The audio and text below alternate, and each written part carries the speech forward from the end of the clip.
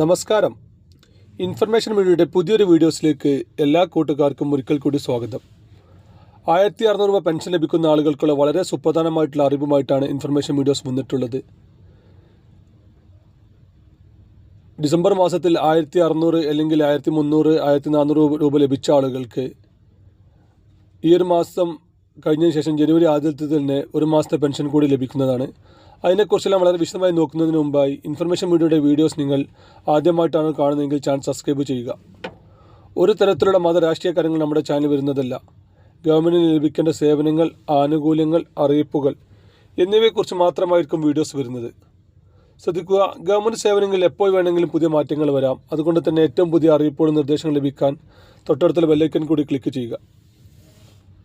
ആദ്യം നമ്മൾ നോക്കാൻ പോകുന്ന വിഷയം, ഇപ്രാവശ്യം പെൻഷൻ ലഭിച്ച പല ആളുകളും പെൻഷൻ ലഭിച്ച കാര്യം നമ്മോട് അറിയിച്ചിട്ടുണ്ടായി. അങ്ങനെയുള്ള ആളുകൾക്ക് 2 രൂപത്തിലുള്ള പെൻഷനാണ് ഇപ്പോൾ ലഭിച്ചത്. ചില ആളുകൾക്ക് 1600 രൂപ തികച്ചു ലഭിച്ചു. എന്നാൽ പകുതിയിലേറെ ആളുകൾക്കും 1300, 400 രൂപത്തിലുള്ള പല രൂപത്തിലുള്ള പെൻഷനാണ് ലഭിച്ചത്. അത് എന്തുകൊണ്ടാണെന്ന് നമ്മൾ ആദ്യം നോക്കാൻ പോകുന്നത്. 1600 രൂപ ലഭിച്ച ആളുകൾക്ക് മുഴുവൻ പണം ലഭിച്ചു. അതിനുശേഷം 1300, 400 രൂപ ലഭിച്ച ആളുകൾക്ക് കേന്ദ്രവിഹിതം അവർക്ക് എത്താത്തത് കൊണ്ടാണ്. കേന്ദ്രത്തിൽ നിന്നുള്ള വിഹിതം ഇപ്പോൾ അവർ സ്വന്തമായി തന്നെയാണ് അവർ അക്കൗണ്ടിൽ ഇടുന്നത്. കേരള സർക്കാരിന് കീഴിലുള്ളത് അവർ ഒറ്റക്കുമാണ് ഇടുന്നത്. അതിൽ വന്ന ചില കാലതാമസമാണ് ചില ആളുകൾക്ക് 300, 400 ലഭിക്കാൻ കാരണം. അങ്ങനെയുള്ള ആളുകൾ പ്രത്യേകിച്ച് ഒരു കാര്യം ചെയ്യേണ്ട ആവശ്യമില്ല. അവർക്ക് ഒരു ദിവസങ്ങളിൽ തന്നെ കേന്ദ്ര സർക്കാരിൻ്റെ ഫണ്ട് റിലീസായ ഉടനെ തന്നെ അവർക്ക് എത്രയാണ് ലഭിച്ചത് അതിന് ബാക്കിയുള്ള 300, 400 രൂപ അവർക്ക് ലഭിക്കുന്നതാണ്. അതിനവർ പ്രത്യേകിച്ചൊരു കാര്യം ചെയ്യേണ്ട ആവശ്യമില്ല. ഇനി നമ്മൾ നോക്കാൻ പോകുന്നത് പുതിയ പെൻഷൻ എങ്ങനെ ലഭിക്കുമെന്നുള്ളതാണ്. പുതിയ പെൻഷൻ ഇപ്പോൾ എല്ലാ സമയത്തും അപേക്ഷ കൊടുക്കാൻ സാധിക്കും. നമ്മൾ എന്ത് രൂപത്തിലുള്ള പെൻഷനാണ്, വാർദ്ധക്യ പെൻഷനാണെങ്കിൽ അങ്ങനെ, അല്ലെങ്കിൽ വിധവ പെൻഷനാണെങ്കിൽ, അല്ലെങ്കിൽ ഡിസബിലിറ്റി പെൻഷനാണ്, എന്ത് രൂപത്തിലുള്ള പെൻഷനാണെങ്കിലും ഓൺലൈൻ വഴിയായിട്ടാണ് അപേക്ഷിക്കേണ്ടത്.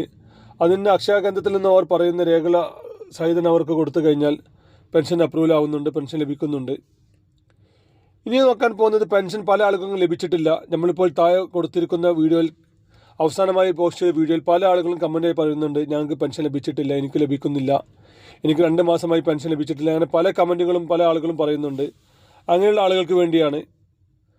പല കാരണങ്ങൾ കൊണ്ടും പെൻഷൻ തടഞ്ഞു വെക്കുന്നുണ്ട്.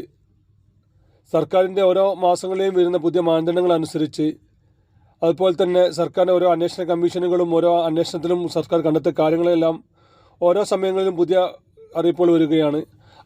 അതിൻ്റെ അടിസ്ഥാനത്തിൽ ഏറ്റവും പുതിയതായിട്ട് വന്ന അറിയിപ്പിൻ്റെ അടിസ്ഥാനത്തിൽ പല ആളുകൾക്കും പെൻഷൻ തടഞ്ഞു വെച്ചിട്ടുണ്ട്. എന്ത് കാരണങ്ങൾ കൊണ്ടാണ് പെൻഷൻ തടഞ്ഞത് എന്ന് നോക്കുക. ഇപ്പോൾ നമ്മൾ സ്ക്രീനിൻ്റെ ഇടതുവശത്ത് കാണുന്നത് താഴെ കാണുന്ന വീഡിയോയിൽ ഞാൻ അവസാനമായി പോസ്റ്റ് ചെയ്ത വീഡിയോയിൽ വന്ന കമൻറ്റുകളാണ്. പല ആളുകളും കിട്ടിയിട്ടില്ല, അതുപോലെ തന്നെ അങ്ങനെ പല കാര്യങ്ങളും അതിൽ പറയുന്നുണ്ട്. എന്ത് കാരണങ്ങൾ കൊണ്ടാണെന്ന് നേരിട്ട് പഞ്ചായത്തിലോ അല്ലെങ്കിൽ മുനിസിപ്പാലിറ്റിയിലോ പോയി അന്വേഷിക്കുക. അല്ലെങ്കിൽ പെൻഷൻ ഇപ്പോൾ ആക്റ്റീവാണ് അല്ലയോ എന്ന് നമ്മുടെ പെൻഷൻ പോർട്ടലിൽ വഴി നമുക്ക് അറിയാൻ സാധിക്കും. 60-70 വയസ്സ് കഴിഞ്ഞ ആളുകൾക്ക് മൊബൈൽ യൂസ് ചെയ്യാൻ കഴിയാത്ത ആളുകളുണ്ടെങ്കിൽ അവർ വാർഡ് മെമ്പറെയോ അല്ലെങ്കിൽ വാർഡ് കൗൺസിലറെയോ കണ്ട് കാര്യങ്ങൾ അന്വേഷിക്കുക. അപ്പോൾ എന്ത് കാരണങ്ങൾ കൊണ്ടാണ് പെൻഷൻ മുടങ്ങിയതെന്ന് അറിയാൻ സാധിക്കും. അങ്ങനെയുള്ള ആളുകൾ അതിനുള്ള പരിഹാരം ചെയ്യുക.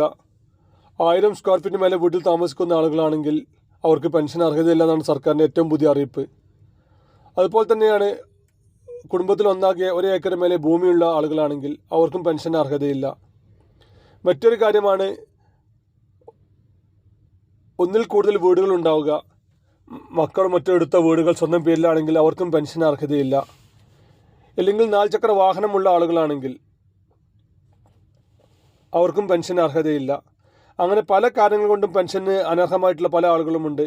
അപ്പോൾ എന്ത് കാരണങ്ങൾ കൊണ്ടാണ് പെൻഷൻ അനർഹമായത് നോക്കുക. ഇങ്ങനെയുള്ള കാര്യങ്ങൾ കൊണ്ടാണ് പെൻഷൻ തടഞ്ഞു വെച്ചതെങ്കിൽ നമുക്കതിൽ ആക്ഷേപം ഉണ്ടെങ്കിൽ നമുക്ക് നമ്മുടെ ആക്ഷേപം ഉന്നയിക്കാം. അതുപോലെ തന്നെയാണ് മറ്റൊരു കാര്യം, പെൻഷൻ മസ്റ്ററിങ്. എല്ലാ വർഷവും ചെയ്യേണ്ട കാര്യമായിരുന്നു പെൻഷൻ മസ്റ്ററിങ്. അത് ചെയ്തിട്ടില്ലെങ്കിലും നമ്മുടെ പെൻഷൻ തടഞ്ഞു വെക്കും. അങ്ങനെയുള്ള ആളുകൾ അടുത്ത മസ്റ്ററിങ് സമയത്ത് നമ്മൾ മസ്റ്ററിങ് ചെയ്യുക. അപ്പോൾ തടഞ്ഞു വെച്ച പെൻഷൻ നമുക്ക് ലഭിക്കുകയില്ല, തുടർന്നുള്ള പെൻഷൻ മാത്രമാണ് നമുക്ക് ലഭിക്കുക. അതുപോലെ തന്നെ ശ്രദ്ധിക്കേണ്ട മറ്റൊരു കാര്യമാണ്, വിധവ പെൻഷൻ വാങ്ങുന്ന 60 വയസ്സ് തികയാത്ത ആളുകളുണ്ടെങ്കിൽ അവർ എല്ലാ വർഷവും പുനർവാഹിതയില്ല എന്നുള്ള സർട്ടിഫിക്കറ്റ് നൽകണം. അവർ എന്ന് മുതൽ സർട്ടിഫിക്കറ്റ് നൽകിയില്ല എങ്കിൽ അന്ന് മുതൽ പിന്നീട് സർട്ടിഫിക്കറ്റ് നൽകുന്ന സമയം വരെയുള്ള പെൻഷൻ അവർക്ക് ലഭിക്കുകയില്ല. അതുപോലെ തന്നെ മറ്റൊരു കാര്യമാണ് വരുമാന സർട്ടിഫിക്കറ്റ്. എല്ലാ രൂപത്തിലുള്ള പെൻഷൻ വാങ്ങുന്ന ആളുകളും വരുമാന സർട്ടിഫിക്കറ്റ് കറക്റ്റായി നൽകുക. അങ്ങനെ എല്ലാ കാര്യങ്ങളും കറക്റ്റായി ചെയ്ത് കഴിഞ്ഞാൽ അവർക്ക് തുടർന്ന് വരുന്ന പെൻഷനുകൾ അവർക്ക് ലഭിക്കും. ഇപ്പോഴത്തെ പെൻഷൻ ലഭിച്ചിട്ടില്ലെങ്കിൽ പോലും ജനുവരി ആദ്യത്തോടു കൂടി തന്നെ ഒരു മാസത്തെ പെൻഷൻ കൂടി ലഭിക്കുമെന്നാണ് ഇപ്പോൾ അറിയാൻ സാധിക്കുന്നത്. അങ്ങനെയുള്ള ആളുകൾ ആ സമയത്ത് അവർക്ക് പെൻഷൻ ലഭിക്കും.